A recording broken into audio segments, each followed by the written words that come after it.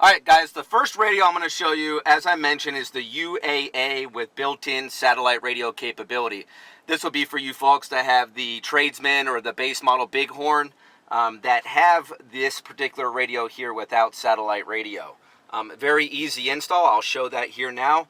You have two different options when it comes to the satellite radio antenna. We do carry a factory antenna, which can mount on the exterior of the vehicle, route it inside the vehicle, and then plug it in the back of the radio with this curry-colored factor clip. Or we have another antenna, which is an aftermarket antenna with a magnetic base. It's a lot easier to install. Comes with a multiplexer, which I'll talk about here in just a minute. But in either case, what we're going to do is we're going to go ahead and remove this dash panel here, okay?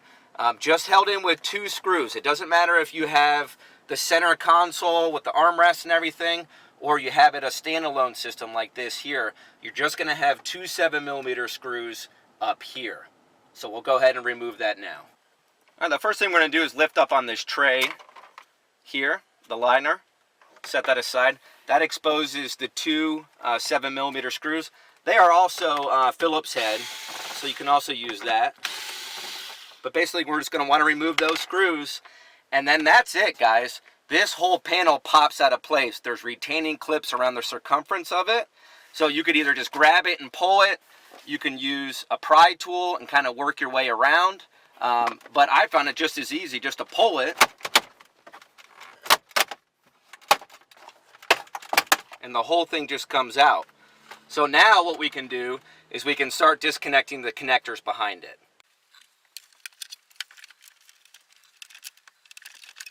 Alright guys, now that we have this dash panel pulled out alongside the radio, there's going to be 4 screws we're going to want to remove. There's 2 here on the lower part, then 2 on the upper part. These are also 7mm or Phillips head screws, so we'll go ahead and remove those.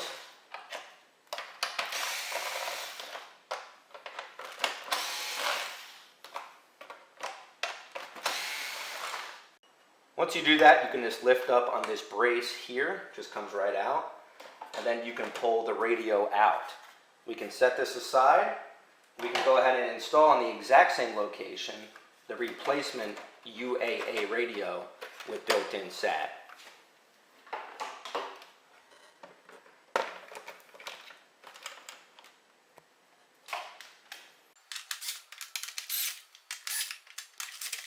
Alright guys, now we have the UAA installed in this dash panel. So what we're going to do is we're going to set this down. Now what we're going to do is we're going to install the satellite radio antenna. Now, as I mentioned before, you can install the satellite radio antenna on the outside of the vehicle for the best reception, but I've also found that installing it just beneath this speaker plate does the trick as well. So basically, if you use your pry tool or flathead screwdriver, you can get up under this panel here and pop it out of place. The base model trucks that do not have satellite, actually this will be open. There's never going to be a speaker in here. So you could put your antenna in here, whether it's the factory one or the aftermarket one. In this particular case, I'm going to go ahead and route the aftermarket one. So basically, we're going to route it below here, and then we're just going to kind of route it back here behind the radio cavity.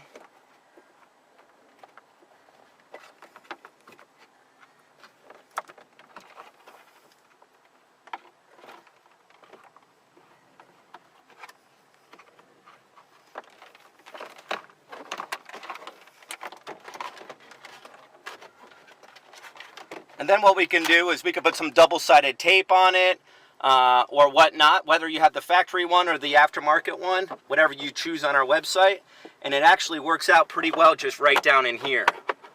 So we'll go ahead and snap back in. Now we have this wiring here. So this is what I'll explain now. Basically, what we have here is a multiplexer. So we have our satellite antenna input. The vehicle itself already had a GPS antenna input because the radio features the compass. So we're going to plug that in, and then this plug will plug into the satellite radio input, which is the curry-colored connector. So what we'll do now is we'll plug in all the existing plugs that we unplugged with now this plug, which goes into the curry-colored connector. This is going to provide not only satellite radio, but also retains the GPS signal to make sure the compass works. So now we can plug in the rest of our connectors.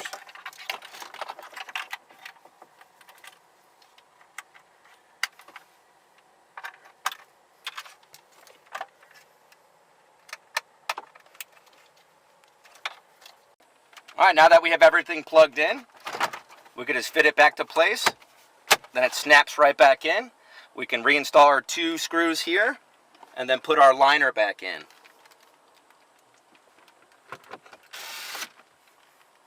All right, guys, now that we have our 2 screws in up on top and then our liner back in, let's go ahead and start it up and check it out. So right away you'll notice the SXM icon here. This now gives you the ability to have factory SiriusXM in your truck.